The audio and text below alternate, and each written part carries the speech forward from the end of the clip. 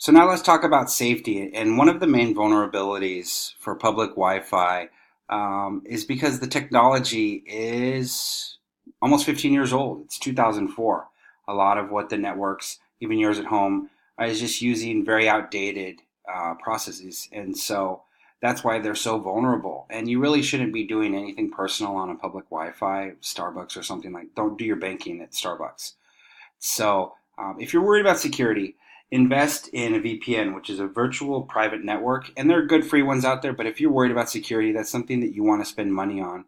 Even if you're worried about your internet service provider and just you're looking for a higher level of security, this is where you want to go. And like I said, the new Wi Fi technology, the WPA3, like from what I was reading, this won't really be coming out until the end of 2019. So it's almost here, but it's not here yet. And it's long overdue, nearly almost 2 decades. So things you can do in the meantime, of course, antiviruses, browser extensions, especially with Chrome. There's some amazing extensions out there that will block ads and all of that stuff for you. Constantly run diagnosis on your system. To Clean My Mac is a great one for if you're a Mac user.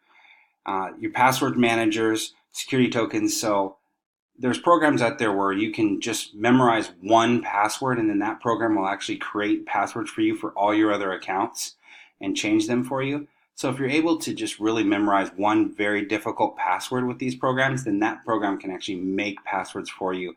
And it's helpful so you don't have to use the same password for every account, and that's where really you make yourself vulnerable down the line. And then multi-factor authentication. And this actually leads into not only knowing a password, but also having a physical representation of your identity, whether it's a USB card or something like that, like that Google uses, where when they're logging into the network, their secure networks, they'll actually have to use their passwords and actually have a physical USB device on them to plug in so they can identify themselves in multiple ways. And it's nearly impossible to replicate that.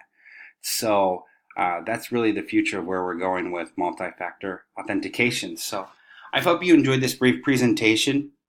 I have a couple more slides. Just one quote from about Wi-Fi and in my reading, and then my references at the end. So I hope you enjoyed.